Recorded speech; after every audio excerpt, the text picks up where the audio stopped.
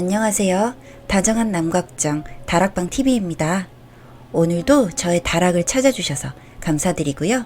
사연 시작해보도록 하겠습니다. 안녕하세요.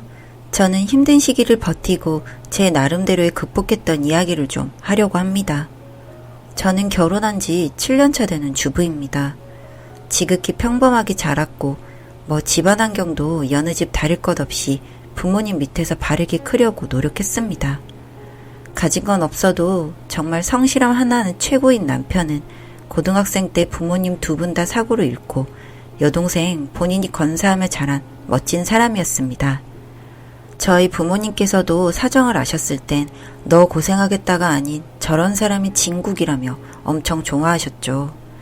새벽부터 나가 야채 떼와서 돌아다니면서 식당에 납품하는 일을 하고 있는데 거의 새벽 3시면 일어나서 하루를 시작합니다.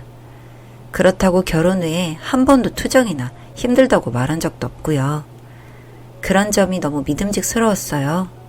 그렇게 여유롭지가 않은 경제 상황이라 아이는 하나만 낳고 싶었던 저였지만 남편의 그런 성실한 모습에 굶어 죽이진 않겠다 싶어 하나 더 만들어 아이는 둘이 되었습니다. 근데 이 사람이 여동생을 거의 자식처럼 생각하고 아낍니다. 매일 전화하고 자주 보고 여동생 결혼하던 날에는 거의 펑펑 울더군요. 본인이 키우다시피 했으니 그런 마음이 이해가지 않았던 것도 아니고요. 저도 많이 위로해줬습니다. 정말 고생 많았다고. 이제 책임감 조금 내려놓고 우리 행복하게 살자고요. 그러겠노라 했습니다. 그렇게 아가씨가 결혼한 지 1년도 채 되지 않았을 때 전화 왔습니다. 도저히 못 사겠다고요. 남편 술버릇에 손버릇까지. 남편 눈이 뒤집히더니 시누이 데리고 집으로 왔더군요. 이해했습니다. 그렇게 며칠 있으니 찾아왔더군요. 데리고 간다고요. 죄송하다면서. 남편 그렇게 화내는 걸 처음 봤습니다. 한 번만 더 손대면 같이 죽는다고요. 그렇게 마무리되나 싶었습니다.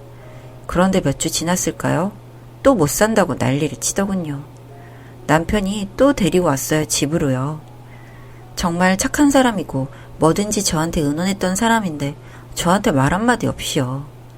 애착이 강해서 그러겠거니 하며 이해하려고 했는데 시간이 길어지니 정말 힘들더군요. 직업도 없는 데다가 낮에는 나가지도 않으니 정말 곤욕이었습니다. 그렇다고 애들을 돌봐주는 것도 아니고요. 이뻐만 할 줄 알지 케어는 할 생각을 안 하더라고요. 결국 제가 케어해야 할 사람이 한 명 더 늘어났죠. 결국 이혼했습니다. 그리고 정리해서 아예 저희 집으로 들어왔어요. 정말 결사반대를 했는데 남편도 물러서지 않더라고요. 눈앞에 둬야 조금 마음이 놓일 것 같다고요. 그래서 길게는 안 된다. 그리고 있는 동안 해야 할 일은 같이 좀 했으면 한다고 말했어요. 제가 무슨 식모도 아니고 밥 차리고 빨래해주고 청소하고 다 하는 거 보면서도 손 하나 까딱을 안 했었거든요. 그랬더니 자기가 잘 말한다고 하더군요. 그렇게 같이 지내게 되었습니다. 그런데 딱히 변하는 것은 없었습니다. 처음에는 본인도 눈치가 보였는지 뭐라도 하려고 하더니 편해지니 그냥 늘어져서 잠만 자고 밥 먹고 그러다가 밤에 나가고 남편 출근 전에 딱 들어오고요. 남편은 늘 피곤해서 세상 모르고 자지만 애들 때문에 잠기 밝은 저는 꼭 깨요. 애들도 마찬가지고요. 그래서 남편과 얘기할 때 새벽에 다니는 것 좀 못하게 했으면 한다니까 지금 마음 들 곳 없어서 친구들 만나 노는 거라고 좀만 이해하라고 하더라고요. 맨날 저만 이해해야 하고 저만 참아야 하는 건지 도무지 알 수가 없었습니다. 그러던 어느 날 남편이 간만에 하루 쉬는 날이었고 친구들과 한잔한다며 나갔습니다. 1년에 그런 일 5번 있을까 말까 한 사람이라 저도 그냥 기분 좋게 보내줬고요. 그런데 그날 저녁 아가씨가 술 먹고 들어왔어요. 기분 좋게 취해서는 둘째 아이 들고 비행기를 태워준다며 들고 이리저리. 마음이 불안해서 정말 짜증났어요. 또 어디서 술을 마신 건지 몸에 담배 냄새, 쾌쾌한 냄새들. 진짜 너무 화가 나서 둘째 아이 확 뺏어서 술 드셨냐면서 들어가서 자라고 했습니다. 그랬더니 그게 기분 나빴나 봐요. 조카들 예뻐하는데 그렇게 쌍심지 켜냐면서요. 정말 하고 싶은 말이 많았으나 그냥 참았습니다. 다음날 남편이 뭐라고 하더군요. 애 뭐 안 좋냐면서요. 그래서 상황 설명하니 되려 제가 이해 안 된다는 눈으로 쳐다봤어요. 진짜 처음으로 이 사람과 결혼한 걸 후회했습니다. 그렇게 남편 출근하고 늦지막한 오후에 일어나서 밥 좀 달라는 아가씨를 보니 열통이 터지더군요. 그래서 직접 좀 해먹으라고 했어요. 그랬더니 밥 퍼서 반찬 꺼내주는 게 그렇게 어려워요? 하더군요. 그러기에 어려운 게 아니면 직접 하면 되지 왜 저한테 다 해달라 하시냐 하니 집에서 살림하는 사람이 그거 하나 못 해주냐며 오빠는 나가서 개고생을 하는데 어쩌고 저쩌고 듣고 싶지도 않았고 들리지도 않았습니다. 그냥 어릴 적부터 오빠가 부모 없이 자라는 것에 대한 불쌍한 마음 때문에 너무 오냐오냐해서 버르장머리 개념이 너무 없는 것 같았어요. 근데 그냥 가끔 봤었고 얼마 뒤 결혼도 했기에 제가 몰랐던 것이었죠. 그날 저녁 남편한테 화냈어요.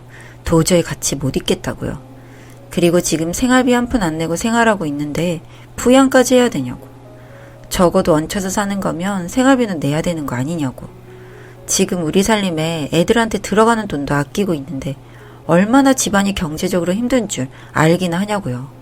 그랬더니 더 열심히 해서 갖다 준대요. 참 어이가 없었죠. 다음날 직접 말했어요. 아가씨 일 좀 해야 하는 거 아니냐고. 집에 있으면 너무 무료하고 우울한 생각만 나니까 밖에서 일하면서 활기도 좀 얻고 하라고요. 그랬더니 눈치는 빠른지 생활비 안 줬다고 눈치 주는 거냐 하더군요. 그랬더니 알아볼게요 하고 지나갔습니다. 그런데 며칠 뒤부터 밤에 나가기 시작하더군요. 그리고 술에 취해서 들어오고요. 남편이 왜 자꾸 술 마시고 새벽에 들어오냐고 추궁하니 노래방 도우미를 했다고 하더라고요. 제가 생활비 안 준다고 눈치 줘서요. 또 난리가 났어요. 그러기 애한테 왜 닥달을 해서 이상한 것까지 하게 만드냐고요. 지금 이혼하고 심적으로 힘든데 꼭 그래야겠냐고요. 정말 도저히 참을 수가 없었습니다. 저도 인내심의 한계가 왔었거든요. 그냥 너희 둘이 살아라 하고 애들이고 뭐고 그냥 집 쌌어요. 뭐 하는 거냐고 뜯어 말리는 거 단호하게 뿌리치고 일단 나왔습니다. 그런데 갈 곳이 없더라고요. 친정도 멀고 가진 돈도 얼마 없고요. 그래도 이렇게 하지 않으면 정말 평생 이러고 살 것 같은 느낌이 들어서 그날은 그냥 찜질방에 가서 잤어요. 계속 오는 전화는 꺼버렸고요. 근데 그러고 나니 애들 걱정이 되더라고요. 다음날 그냥 들어갔어요. 그랬더니 아가씨가 이혼할 것처럼 나가더니 벌써 오셨네 하고 비꼬더군요. 무시했습니다. 그리고 그때부터 그냥 투명인간 취급했어요. 남편과도 같이 안 자고 애들 방 만들어 놓은 곳에서 애들이랑 같이 자고요. 그렇게 며칠 지내다가 남편한테 미안한 마음이 들었습니다. 그래도 내가 이해하고 살아야지. 늘 저렇게 일만 하는 사람 불쌍하다는 생각이 들어서요. 장 봐서 저녁 맛있게 차렸는데 연락이 왔어요. 오늘 좀 늦는다고요. 밥 먼저 먹으라고. 김 빠졌지만 내일 먹으면 되니까 하고 넘겼습니다. 근데 그날 저녁에 아가씨랑 같이 들어오더군요. 고기 냄새 풍기면서요. 뭐하고 왔냐니까 밖에서 우연히 만나서 저녁 먹고 들어왔대요. 진짜 그 순간 폭발했습니다. 그럼 그렇다고 말을 하면 되지. 그리고 나는 사람도 아니고 너희들만 애틋하고 너희들만 가족이냐고요. 정말 눈이 뒤집혀서 이번에는 애들 데리고 나와버렸죠. 어차피 아직 학교 가는 애들도 아니고 큰애 유치원에는 그냥 사정 생겼다 하면 되니까요. 계속 잡는 거 소리 꽥꽥 지르니 동네 사람들한테 창피한지 그냥 놔주더라고요. 그 길로 친정 갔어요. 그리고 자초지종 얘기했더니 아빠 엄마 그 사람 편들더군요. 그렇게 성실한 사람이 부모 없이 컸는데 가족애까지 깊다면서요. 화나서 나는 가족 아니냐며 소리를 쳤어요. 애들한테는 미안했어요. 뭐가 뭔지도 잘 모를 텐데 자꾸 화내는 엄마 모습 보이기가 미안했죠. 다음날 바로 남편이 찾아왔어요. 미안하다고 제발 집에 가자 하는 거 절대 싫다고 했죠. 아가씨가 사과하고 앞으로의 구체적인 뭔가가 없으면 당신이랑 못 산다고요. 그리고 여태 있었던 일, 느꼈던 감정, 서운했던 거 다 말했어요. 속이 시원하더라고요. 하고 싶은 말 다 하고 나니. 그러니 알 수 없는 표정으로 돌아갔어요. 솔직히 겁났습니다. 진짜 처자식 버리고 여동생이랑 둘이 사는 거 아닌가 싶어서요. 그렇게 이틀인가 지났을 때 아가씨와 함께 찾아왔어요. 엄마 아빠한테 자리 좀 비켜주실 수 있냐고 정중히 묻더니 아가씨랑 둘이 사과하더군요. 미안했다고요. 그리고 앞으로 일할 거고 생활비도 낼 거고 좀 자리 잡힌다 싶으면 꼭 나가겠다고요. 없는 살림에 결혼하고 이혼하고 그 와중에 어찌어찌 까먹은 돈이 좀 있어 당장은 여유가 없다고요. 그래서 집안 살림에 대한 것들 약속하고 남편도 더 신경 쓰겠다 약속하고 그렇게 다시 집에 들어갔습니다. 제 복수가 성공한 셈이었어요. 그날 이후에 밥이나 설거지 담당은 나눠서 하고 있습니다. 하기 싫어하는 표정 눈에 훤히 보이지만 그래도 열심히 하는 모습 보여줘서 고마워요. 낮에는 자기가 원래 했던 미용하고 있어요. 나이 먹고 남 밑에서 일하기 싫다고 자기 샵 차릴 거라고 하더니 이제 좀 현실을 알고 취직해서 돈 벌고 있어요. 남편도 너무 오냐오냐 했더니 결국 좋아진 것 아무것도 없다는 걸 이제 조금 알았는지 엄하게 하려고 하고요. 뭐 물론 완전 변한 건 아니지만요. 그렇게 다시 평화가 찾아왔습니다. 친구들은 아가씨랑 같이 산다는 것 자체가 스트레스지 않냐고 엄청 저를 걱정하고 불쌍해해요. 전 그래도 나름 만족하고 있습니다.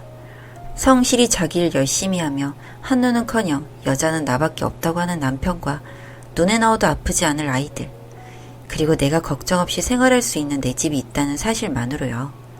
긴 글 읽어주셔서 감사합니다.